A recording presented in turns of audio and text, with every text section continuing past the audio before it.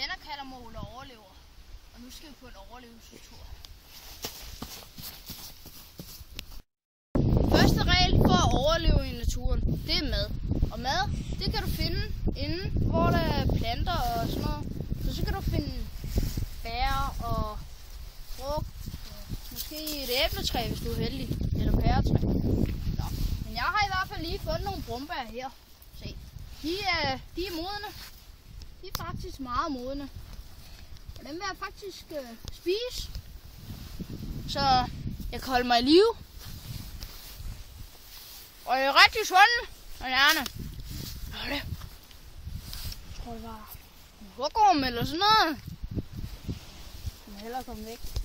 Det var meget farligt. Okay, jeg har lavet et solur. Det fungerer sådan, at solen den lyser, rammer ind, og så er det lidt ligesom et ur. Så viser den, viseren, hvad klokken er. Og jeg kan se, at den er 6:15.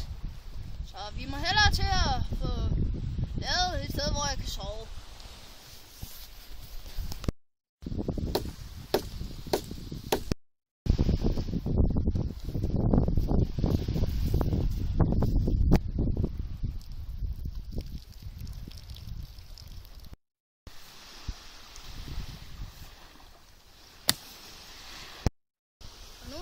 Faktisk bygget et fremragende sted at sove, så nu vil jeg tage mig en lille lur.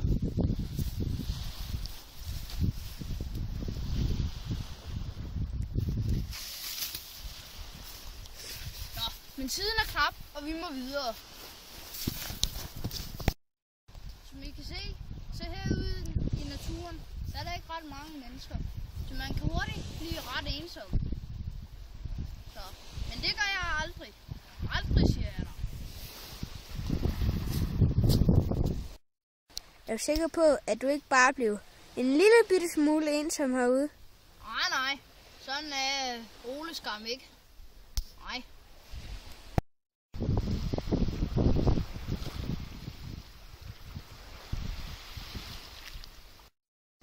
Hvornår begyndte du så at blive sådan en rigtig vildmand? Ja, det var sådan cirka ved 11-årsalderen deromkring. Så vidt jeg husker. Se far, jeg kan klatre i træer. Ja, det er flot, Sønnegør. Det var så alt fra Oles overlevelsestur. Og jeg håber, du har lært noget. Så vi ses måske en anden gang. Hej.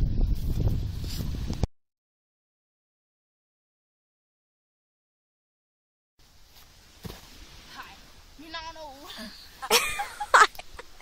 Hvad skete der? Og her, der har jeg faktisk lige fundet nogle brumbær. Og de er meget sunde. Nu skal jeg lige finde den anden, jeg skulle have plukket. Det går ikke!